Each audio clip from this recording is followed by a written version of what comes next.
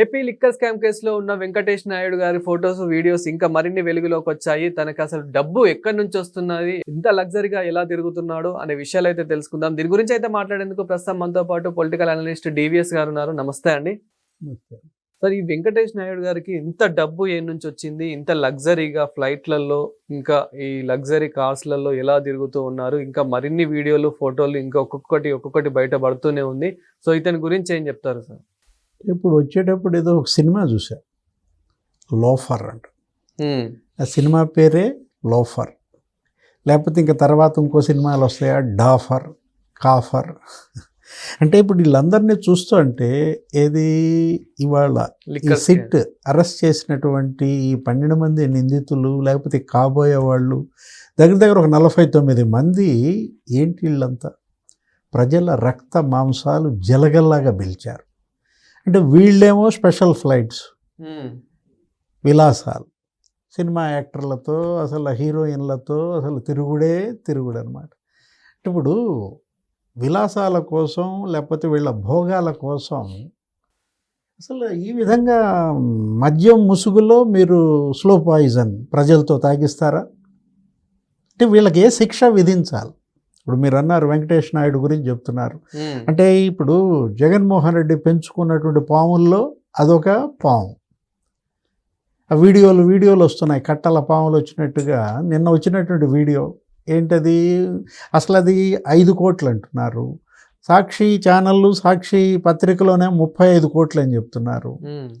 దాని మీద మళ్ళీ ఇంకో కోడిగుడ్డు మీద ఈకలు బీకినట్టు బీకుతున్నారు. ఏంటి, 2000 నోట్లు ఉన్నాయి, 2000 రద్దు అయింది కదా, అవెందుకు ఉన్నాయి అంటారు. మళ్ళా వాళ్ళ పేపర్లోనే 6000 కోట్ల 2000 నోట్లు ఇంకా వెనక్కి తిరిగి రాలేదు, అవి మార్చుకోండి అని చెప్పి ఆర్బీఐ ప్రకటన వేస్తారు.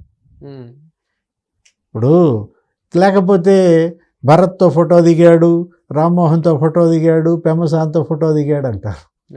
ఎవరికి అతను డమ్మీ అభ్యర్థిగా పోటీ చేశాడు? చెవిరెడ్డి భాస్కర్ రెడ్డికి వెంకటేష్ నాయుడికి ఉన్న సంబంధాలు.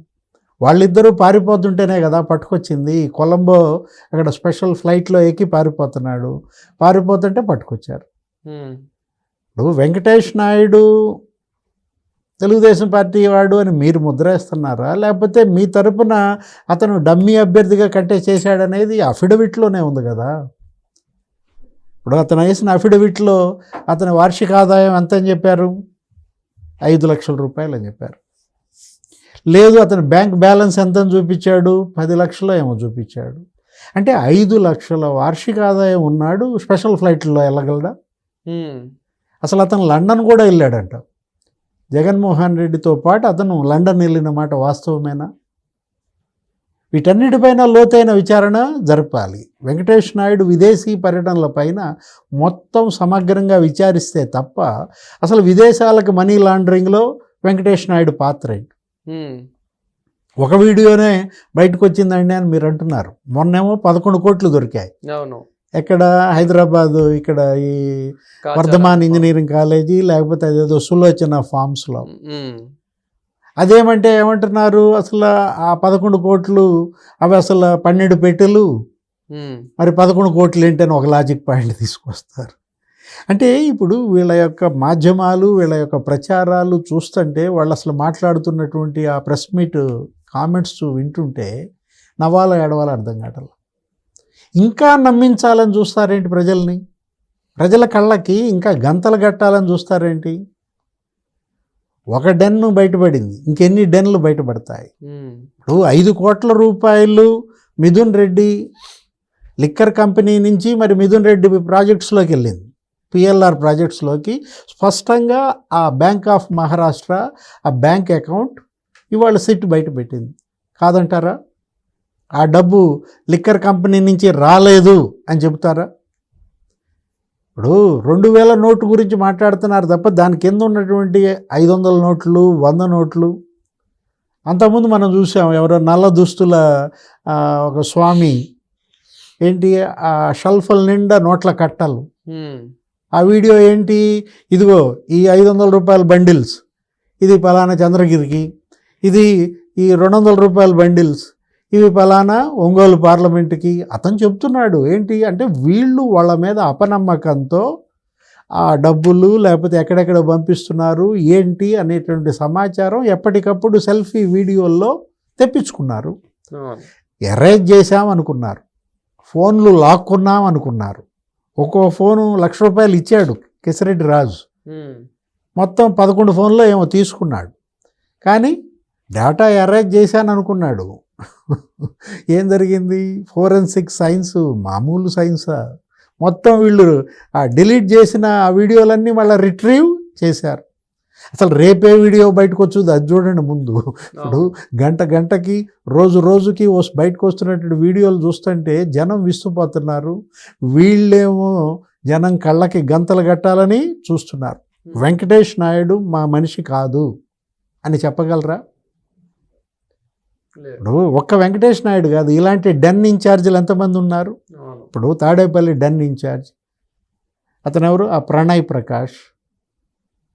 మొత్తం అతను స్పష్టంగా చెప్పాడు. అతను ఇచ్చినటువంటి వాంగ్మూలం ఆధారంగానే మొత్తం వీళ్ళందరినీ పట్టుకొచ్చారు. వీళ్ళందరినీ వరుస పెట్టి నిన్నగా మనం చూసాం ఆ వరుణ్ కుమార్ పురుషోత్తం. అతను ఎక్కడ దుబాయ్ బారిపోయినాడు. మరి ఆ ఇంటర్పోల్ నోటీసులు ఆ రెడ్ కార్నర్ చూడంగానే దడుచుకుని వచ్చి లొంగిపోయి వాంగ్మూలం ఇచ్చాడు. అతను చెప్పిన వీడియో, అతను చెప్పిన డంపే ఇవన్నీ. ఏది? Vardhaman engineering college. ఇప్పుడు ఆ డైరెక్టర్లు ఉపేందర్ రెడ్డి, విజేందర్ రెడ్డి మీ వాళ్ళు కాదా? మీకు సంబంధాలు లేవా? అదేమంటే తీగల కృష్ణారెడ్డి ఏదో తెలుగుదేశం అంటారా? ఇప్పుడు ఇలాంటి ఫామ్ హౌస్లు ఇంకెన్నో ఉన్నాయి. ఆ ఫామ్ హౌస్లలో కూడా ఈ ఏపీ లిక్కర్ స్కామ్ కి సంబంధించిన ఏవైతే ఇదంతా డబ్బు ఉందో ఆ డబ్బునంతా దాచిపెట్టారని చెప్పేసి కూడా వినిపిస్తూ ఉంది. అంటే నిజంగానే ఉండొచ్చా?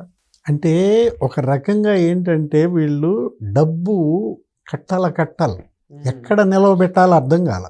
పిచ్చగా ఎక్కడ పడితే అక్కడ డంప్ చేశారన్నమాట. అత్తాపూర్లో, లేకపోతే ఫిలిం నగర్ దగ్గర, అపోలో హాస్పిటల్ పక్కన, జూబ్లీ హిల్స్, లేకపోతే పెద్దమ్మ గుడి దగ్గర ఇవి బయటపడ్డాయి. ఒక 7 ఏమో. ఇంకా బయటికి రాని ఎన్ని ఉన్నాయి. ఇదేంటిది? ఇది ప్రజల సంపద, ప్రజల రక్తం తోడేశారన్నమాట. వీళ్ళేంటి చంపేశారు. 1,00,000 మంది చనిపోయారు. 35 లక్షల మంది కిడ్నీసు, లివరు దెబ్బతిన్నాయి. ఒక సామూహిక హత్యాకాండగా దీన్ని చూడాలి. వీళ్ళని అసలు క్షమించకూడదు అనమాట. డబ్బు రికవరీ చేయాలి. మొత్తం ఆ డబ్బంతా బాధితుల సంక్షేమం కోసం ఉపయోగించాలి. ఇప్పటికి ఎంత పట్టుకున్నారు? ఒక 75 కోట్లు ఏమో పట్టుకున్నారు. ఇప్పటికి పట్టుకున్నది అనమాట. ఇప్పుడు ఈ 5 కోట్లు కూడా కలిపితే 80 కోట్లు అవుతుంది. అసలు ముడుపులే 3,570 కోట్లు. అంటే ఇంకా దాని పక్కన ఒక 0 పెట్టు. అంటే 35,700 కోట్లు అసలు ఎటుపోయాయి? ఏ దేశాలకు పంపించారు? టాంజానియా, జింబాబ్వే, లేకపోతే ఐవరీ కోస్ట్, లండన్, అదే యూకే, ఆఫ్రికా దేశాలు, లేకపోతే దుబాయ్లో డెన్ను, యునైటెడ్ అరబ్ ఎమిరేట్స్, అక్కడ పెట్టిన కంపెనీలు. అక్కడేంటి? అక్కడ ఒక బునేటి చాణక్య అనేవాడు, అతను ఏదో ట్రక్కర్ అనే కంపెనీ పెట్టాడు. ట్రక్కర్ లాజిస్టిక్స్ అని చెప్పి అనేక కంపెనీల్లో పెట్టడం కాదు, అసలు వీళ్ళు సినిమాలు తీశారు. ఈ మొత్తం రికవరీ చేయాలి. ఏ రంగాల్లో ఎన్నెన్ని వేల కోట్లు పెట్టుబడి పెట్టారు. ఇవాళ సిబిఐ, ఈడీ, సిట్ 3 కూడా ఉమ్మడిగా దర్యాప్తు చేసి 3 వైపులా దిగ్బంధనం చేస్తే తప్ప వీళ్ళు ఇవాళ మనకి బాధితులకు న్యాయం జరగదు. ఇలాంటిది మళ్ళీ ఇంకోసారి జరగకూడదు. ఏది? అది ఆ గుణపాఠం నేర్పాలా. అసలు స్కామ్ చేయాలంటే భయపడే పరిస్థితి రావాలి.